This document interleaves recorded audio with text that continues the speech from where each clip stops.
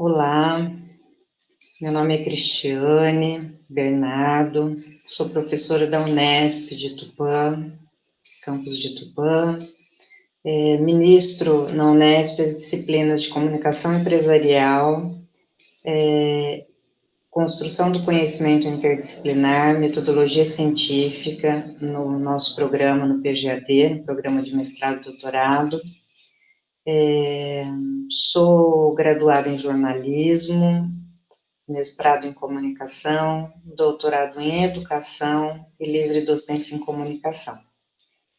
E hoje eu estou aqui, fui convidada pela ANAP, né, para participar do 16º Fórum Ambiental da Alta Paulista, que vocês estão inscritos, e eu vou falar um pouquinho com vocês sobre imprensa, meio ambiente em tempos de pandemia.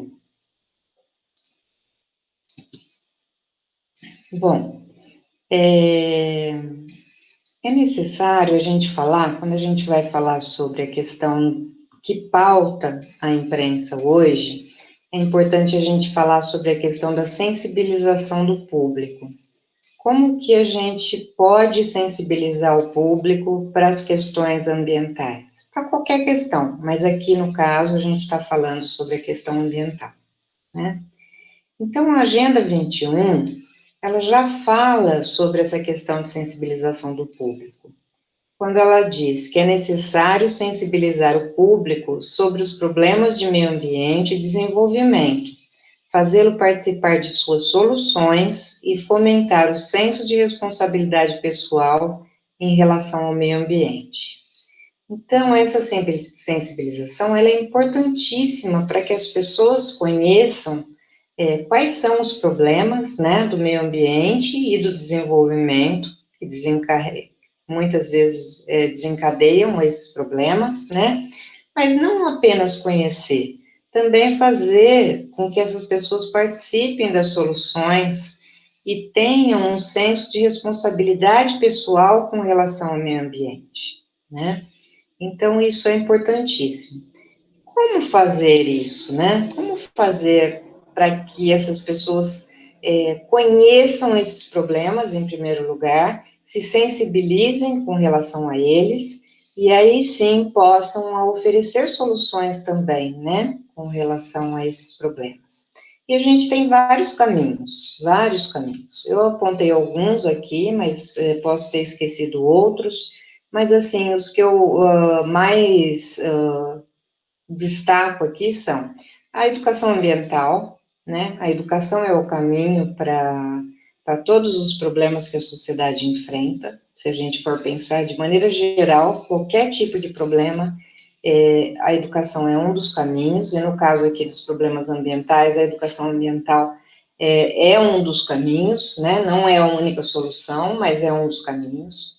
Os eventos como esse que a gente está participando e está discutindo, né, e outros eventos voltados também para o ensino médio, para o ensino, para a educação básica de maneira geral, né, eventos que possam fazer com que essas pessoas se conscientizem, eventos voltados para estudantes, para pesquisadores, para produtores rurais, para ambientalistas, para educadores. A literatura também é um caminho, seja a literatura especializada ou a literatura em todos os âmbitos. A literatura infantil pode ajudar nessa conscientização, né? A literatura, de maneira geral, pode ajudar nessa conscientização. As campanhas, né, muitas campanhas que são realizadas ajudam com que as pessoas venham a ter contato com esses problemas ambientais e façam com que elas criem uma responsabilidade com relação a eles. Hoje a gente ganha um outro instrumento de muita utilidade, que são as redes sociais, né? Então, as redes sociais, com Instagram, Facebook, os blogs, isso tudo a gente pode utilizar para que a gente faça essa conscientização, né? A gente também tem a questão da divulgação científica, né?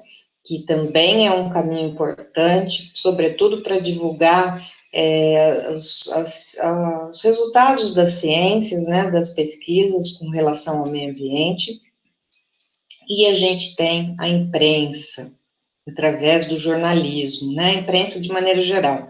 Quando a gente fala de imprensa hoje, a gente não está falando só da imprensa escrita, mas a gente está falando da imprensa em todos os veículos que compõem essa imprensa hoje, né? E eu destaquei aqui a imprensa porque é o assunto que a gente vai tratar nessa palestra, né? Quando a gente fala de imprensa, a gente fala de uma questão importante hoje para a imprensa, chamada da Agenda 7, que no português é a teoria do agendamento. Foi criada pelo Walter Lippmann, né? E diz respeito ao fato do que a agenda pauta o que se comenta hoje na sociedade, né? Então, em termos de conceito, diz assim, como não temos contato com toda a realidade que nos envolve, é impossível, né, que a gente está hoje vivendo uma pandemia dentro de casa, né, as pessoas que estão fazendo a quarentena, que podem estar fazendo a quarentena, né, como eu, por exemplo, que estou trabalhando remotamente, se não fosse a imprensa, eu não saberia dizer o que está acontecendo lá fora, né? Quais são os problemas que estão ocorrendo além da pandemia lá fora, né? E mesmo com relação à pandemia.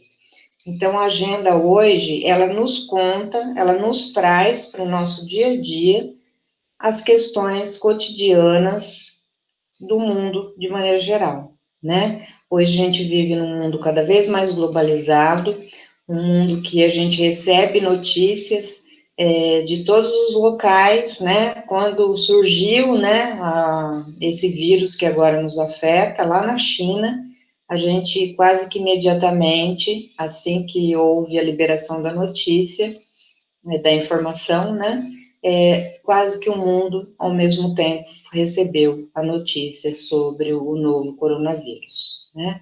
E hoje, qualquer notícia que tenha um interesse mais global, a gente recebe imediatamente pela mídia, né? Então, essa teoria é a teoria de que aquilo que a gente conversa no dia a dia, aquilo que nos preocupa, aquilo que nos afeta, tudo isso é pautado pela mídia, né? Isso fica ainda mais evidente hoje com as redes sociais, porque quando a gente entra numa rede social, por exemplo, as redes sociais estão falando sobre aquilo que está na mídia, né? Então, ontem, por exemplo, ontem não, essa semana houve a prisão do Queiroz, né? Que acabou com o meme aí do Onde Está o Queiroz, e você entra nas redes sociais e só se fala nisso.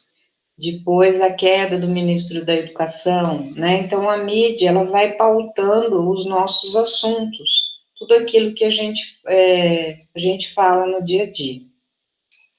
Mas ela também pode criar um inverso. Ela também pode se pautar pelo que as redes sociais estão falando, né? Tanto é verdade que se a gente pegar o Trend Topics, por exemplo, do Twitter, a gente vai ver que hoje a mídia já tem um espaço também para dizer o que está sendo mais falado nas redes sociais, né? São assuntos que é uma ferramenta, né, que utiliza um algoritmo e ela vai mapeando quais são os assuntos mais falados durante um determinado período, ou de 24 horas, ou daquele mês, né? E isso vai destacando uma tendência dos assuntos que são mais utilizados, que são mais discutidos, que são mais falados, né? Por isso que a gente vê também a criação aí de campanhas com hashtags, e tantas campanhas que a gente vê aí em defesa de determinada crença, em defesa de determinada campanha, em defesa de determinado tema que se pretende debater, né? Então, a gente vê isso ganhando cada vez mais força. E isso nos alerta para que nós, né, que somos pessoas ligadas à defesa ambiental, às questões ambientais, que a gente possa fazer uso disso, né? Então, hoje a gente tem instituições, órgãos, ONGs que podem estar fazendo campanhas tanto junto à imprensa quanto junto às redes sociais, para que as questões ambientais sejam cada vez mais discutidas na imprensa. E ao serem discutidas na imprensa, serão discutidas por todos, uma vez que a gente falou aqui, que a gente acabou de falar sobre a Agenda 7, né? Se é a imprensa que vai pautar aquilo que a gente vai discutir no dia a dia, aquilo que a gente vai comentar, aquilo que a gente vai vir a tomar conhecimento e, portanto, se conscientizar, né? Por que não usar essas redes sociais também para discutir isso, que aí a gente acaba pautando a imprensa, né? Inverter o processo, né? Porque alguém pauta a imprensa. E quem pauta a imprensa? Então, a gente tem aqui, por exemplo, as fontes que o Schmitz fala sobre as fontes que pautam a imprensa. Então, a gente tem aqui as fontes oficiais, que são pessoas, normalmente, os órgãos governamentais, as pessoas que se respondem por um cargo público, né, e que possam dar uma informação oficial sobre determinada coisa, seja ele representante do executivo, do legislativo ou do judiciário, né. A gente tem as fontes institucionais, que é quem representa uma organização, normalmente sem fins lucrativos ou grupo social, que são normalmente as pessoas que estão voltadas para essas defesas, como a questão das ONGs, as associações, né, a ANAP, por exemplo. Então, nós somos uma fonte enquanto instituição, né? As instituições de ensino públicas, né, somos uma fonte enquanto instituição. Nós temos a fonte popular, que é aquela pessoa que se manifesta por si mesmo, né, geralmente uma pessoa comum. Então, por exemplo, na minha região eu vejo que está acontecendo um aumento grande de dengue, que eu vejo um terreno com muitos entulhos e tudo mais, eu, enquanto pessoa, enquanto popular, eu posso acionar a imprensa para fazer uma notícia sobre aquele fato, né?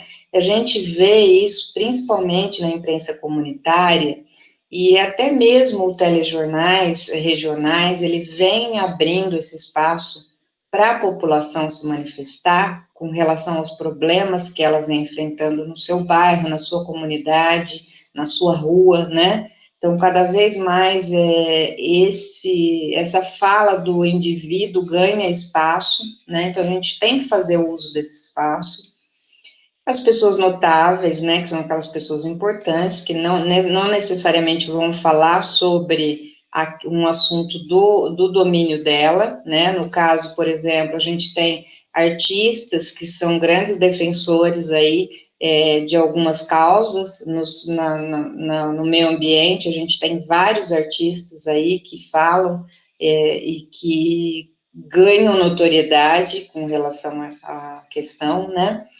A gente também tem os testemunhas, aquelas pessoas que participaram de algum fato, né, que viram, ouviram ou observaram um determinado fato, que também são fontes da imprensa, né, por exemplo, lá no desastre de Brumadinho, né, as pessoas que ali vivem, elas acabaram se tornando testemunhas, ou por ter visto o desastre, ou por ter perdido alguém naquele desastre ambiental, né? A gente tem também os especialistas, que são aquelas pessoas que são especializadas no assunto, e aí falam enquanto especialistas, né?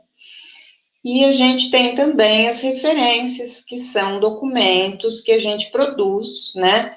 Documentos que podem advir até de eventos como esse, né? Que podem ser consultados como fonte de um jornalista. Então, a imprensa, ela recebe informações de diversas fontes. E nós, que estamos em defesa do meio ambiente, e das causas e da conscientização dos problemas ambientais, nós temos diversos instrumentos para chegar até essa imprensa, e para fazer com que essa imprensa cada vez mais abra espaço para as questões ambientais. A gente tem hoje jornalistas especializados em causas ambientais, jornalistas que defendem as questões ambientais, que são ativistas mesmo ambientais, né? E tem jornalistas que não são especializados, mas que podem abrir espaço para questões ambientais em decorrência de outros fatores e de informações que possam chegar até eles, né?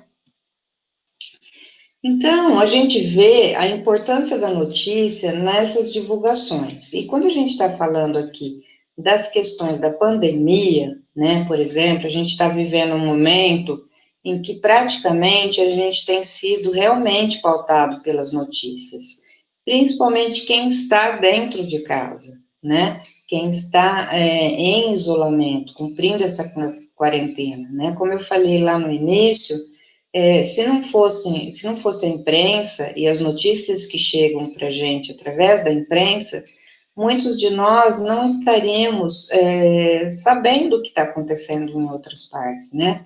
Por exemplo, na Itália, né, que foi um dos países altamente afetados pela pandemia. Hoje nós somos mais ainda, mas na época nós assistimos aqui bastante comovidos com o que estava acontecendo na Itália, né? E hoje não teríamos condições de saber como está, ou mesmo naquela época, como está ocorrendo as questões ambientais naquele país, se não fosse através da imprensa, porque nós não estamos presencialmente lá, né? Mesmo no Brasil, um país de dimensões continentais, não tem como saber como está nós aqui do interior de São Paulo. Como que eu vou saber o que está acontecendo lá no Mato Grosso do Sul, ou no Mato Grosso, no Pantanal, ou na Amazônia, sem ser através da imprensa ou mesmo das redes sociais, né? Então, eu trouxe aqui alguns reflexos positivos também que a pandemia não traz só coisas negativas, e por incrível que pareça, o meio ambiente, ele vem tendo um fôlego aí durante a pandemia, né? Talvez isso vá servir futuramente para que as pessoas repensem muitas práticas, né, ambientais que hoje a gente está vendo, está tendo oportunidade de refletir durante esse momento de pandemia, durante essa quarentena que nós estamos vivendo, desde o fato do consumo, do que a gente necessita realmente para viver, né? A redução de consumos de vestuários, de combustível, da produção, né, capitalista de maneira geral, o quanto a gente precisa para realmente viver sem causar um impacto tão grande no meio ambiente. Então, eu trouxe aqui alguns exemplos para vocês de reflexos positivos, né, da quarentena, e que nos chegaram através da imprensa. Então, a revista Vogue, por exemplo, ela publicou uma foto de Veneza, né, dos canais de Veneza, mostrando as águas cristalinas, né, de Veneza após a queda no índice de turistas ali no local, né, a navegação ali com as gôndolas nos canais que acabam poluindo demais, né, a cidade. Então, ela coloca lá o título Efeitos Positivos da Quarentena no Meio Ambiente, das águas cristalinas dos canais de Veneza à queda dos índices de poluição no ar.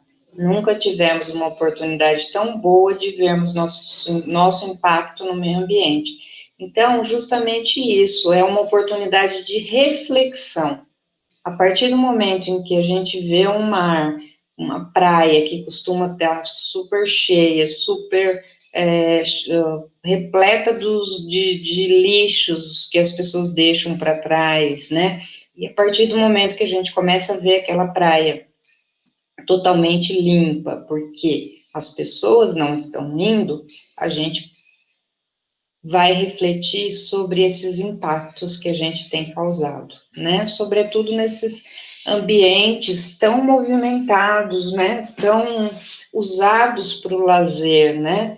Como que a gente vai promover um lazer num lugar sujo? Ninguém gosta, né? Ninguém gosta de chegar numa praia e encontrar aquela sujeira na praia, um ambiente ruim para estar, né? Então, as pessoas têm que começar a se conscientizar, e a imprensa está trazendo essas questões, né? Olha só, com relação à poluição do ar, né? Então, a gente vê essas imagens aí, de São Paulo e do Rio de Janeiro, comparando 2019 com 2020, no mesmo período, né? De 20 de março a 8 de abril e 8 de abril de 2019 e 20 de março e 8 de abril de 2020, né? Um espaço tão curto, e veja o impacto que já teve na questão da poluição nesses dois centros, né? São Paulo e Rio de Janeiro. É assim, é realmente impactante você ver uma imagem dessa. Saber o quanto a gente pode, com simples atitudes, mudar essa situação, né? Uma outra notícia trazida aqui pela Clipe de Pernambuco é a questão das praias, né, das tartarugas, chamadas tartarugas de pente, né, o isolamento tendo permitido com que elas vão até uma praia conhecida, né, no litoral de Paulista, no estado de Pernambuco, poder nascer à vontade, né, sem perigos, em função da grande quantidade de pessoas que normalmente frequentam essas praias, né. Mas, infelizmente, não são só impactos positivos que a gente vê acontecer durante a pandemia, né. Infelizmente, a imprensa também nos traz, e ainda bem que nos traz, porque muitas vezes a gente não ficaria sabendo, né, e não teria como protestar, ou como alertar, ou como diagnosticar os problemas ambientais que vêm acontecendo durante esse período também, né? Não que só aconteçam nesse período, né, mas nesse período talvez esteja sendo mais fácil para as pessoas que praticam crimes ambientais, né, em virtude da maior parte das pessoas estar dentro de casa, estar guardando essa quarentena, até a fiscalização, ela ficou mais difícil, né. Então, a gente tem aqui uma notícia do Globo, jornal O Globo, de 8/6 de 2020, bastante recente, que falam que as queimadas da Amazônia devem superar índices de 2019 e podem agravar a crise da Covid, alerta o IPAM, né? Então, a gente sabe, muitos ambientalistas já vêm alertando sobre esse fato, né, que muitas das doenças e pandemias que virão ainda, né, são causadas por problemas ambientais, né. Então, isso tudo é um reflexo negativo que, infelizmente, surge nessa época da pandemia e que afeta a todos, né? Uma outra notícia também é em meio à pandemia, o desmatamento dispara na Amazônia. Uma notícia da Veja, de 30 de abril, né? 2 meses quase antes, e já estava disparando. Como será hoje, né? Que a gente vê que realmente nada foi feito para diminuir esse desmatamento. E a gente vê em notícias internacionais que isso já vem refletindo, né? Alguns países, alguns organismos internacionais vêm alertando o governo brasileiro de que se não houver uma fiscalização, um esforço de punição para esse desmatamento, que alguns produtos brasileiros deixarão de ser importados, né, serem comercializados, em função desse descaso do atual governo com relação às nossas questões ambientais. Aí nós temos aí, para ajudar ainda no Brasil, né, a gente tem notícias estarrecedoras, como essa que a gente recebeu, de que durante uma reunião, o ministro do Meio Ambiente defende aproveitar a crise do coronavírus, em que a imprensa estava voltada somente, praticamente, para isso, para aprovar reformas que não seriam aprovadas sob o olhar atento da população por meio da imprensa, né? Então, a gente tem que, entre outras coisas, entre outros problemas ambientais que nos afetam e nunca nos deixaram de nos afetar, mas que, sobretudo nesse governo, vem se agravando, ainda lidar com questões como essas, né, advindas do próprio ministro da Educação, do Meio Ambiente. Então, muito problemática a situação ambiental no Brasil em termos governamentais. E, além disso, ainda o mundo vive hoje, né, as questões do negacionismo científico e climático, portanto, né, e em consequência, as fake news que tentam mobilizar parte da população ou convencer parte da população de que, por exemplo, a mudança climática não existe, né? Que o aquecimento global é balela, né? Então, a gente vê muitos governantes, como o líder norte-americano, falando aí que não acredita no aquecimento global. Então, a gente enfrenta hoje, além dos problemas reais, ambientais, que a gente já vem enfrentando ao longo de tanto tempo, a gente ainda enfrenta os problemas do negacionismo e, em consequência, as fake news que são geradas a partir dele, né?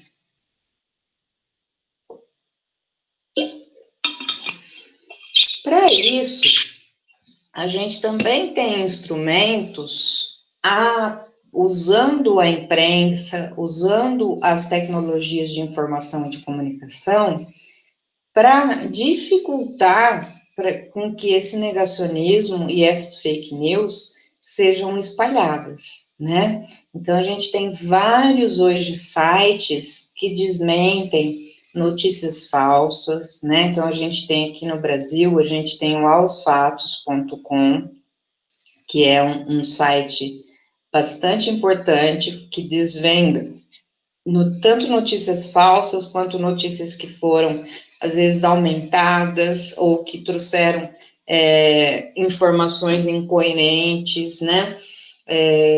E aqui na questão ambiental, hoje a gente ganha o Facebook.eco, que vai ser um instrumento utilizado, que é um instrumento utilizado também no combate dessas fake news, e no sentido de trazer também mais informações para evitar com que esse negacionismo cresça dentro das questões ambientais, né?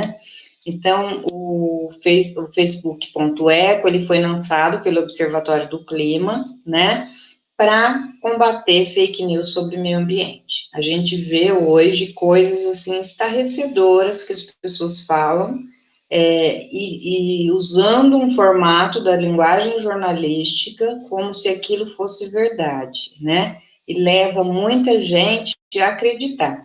Então, a revista Galileu, ela deu uma boa destaque para essa iniciativa do Observatório do Clima, né? E ela diz o seguinte, que a ideia do Facebook.eco é sistematizar a educação ambiental e evidenciar as distorções e mal-entendidos que rondam esse debate no Brasil. Então, é isso mesmo. Além da gente organizar, sistematizar a educação ambiental, a gente ainda tem que corrigir essas distorções e mal-entendidos que acabam rondando esse debate no Brasil, né?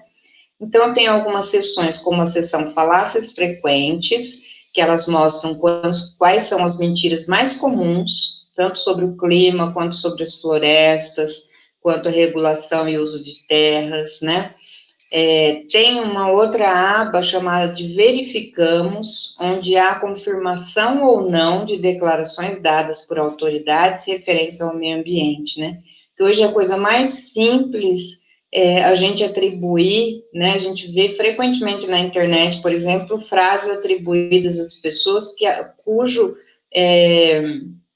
momento histórico nem coincide, né? Então, a gente pode ver uma frase atribuída a uma determinada tecnologia que nem existia naquela época a determinada pessoa, né? Então, hoje é muito fácil, principalmente através das redes sociais, a divulgação dessas notícias falsas.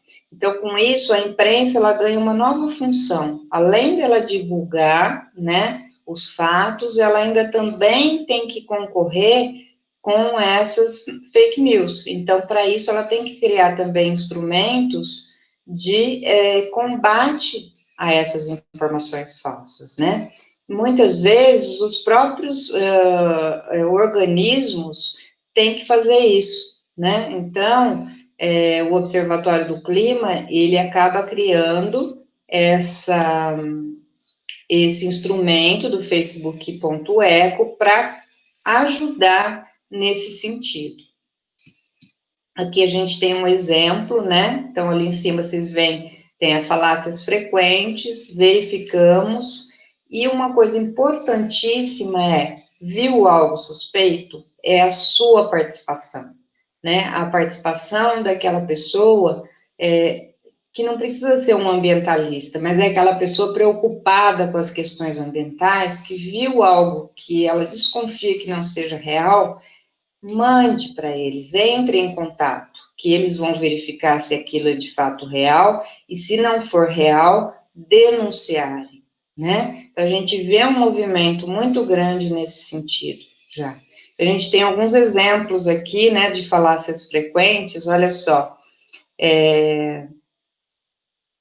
o clima da Terra sempre mudou, né? Mudanças na atmosfera em velocidade semelhante a produzidas pela humanidade hoje só foram vistas em eventos que causaram extinções em massa.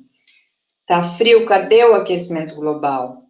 Então, ou seja, as pessoas, elas utilizam algumas questões sem conhecimento técnico para dizer que o aquecimento global, por exemplo, não existe. Não é porque está nevando que o aquecimento global não existe, né? Então, a gente tem que ficar alerta a questões como essa, nos ajudando no combate das fake news, né? Olha essa outra que absurdo, o aquecimento global parou em 1998, né? Então, a gente tem, assim, o gás carbônico subiu, mas a temperatura não acompanhou. Então, a gente tem algumas informações que elas acabam sendo generalizadas e repassadas, e já dizia que uma mentira contada 1000 vezes torna-se verdade, né? Então, a gente tem que ajudar nesse combate. E a imprensa, ela ganha um papel importante com a ajuda, com quem está pautando essa imprensa. Então, o nosso papel, enquanto defensores do meio ambiente, ou jornalistas voltados para a defesa do ambiente, ou simplesmente uma pessoa que tenha uma responsabilidade pessoal com relação ao ambiente onde vive, faça essas denúncias, apontem, sugira pautas, né? conscientize, colabore com a educação ambiental, porque isso vai fazer a diferença em termos das questões ambientais, da responsabilidade ambiental, né? As referências usadas durante essa pequena palestra, usei apenas o Schmitz, né? Nós temos muitas referências voltadas para o jornalismo ambiental, então, se vocês quiserem ler artigos sobre jornalismo ambiental, são artigos muito fáceis de serem localizados.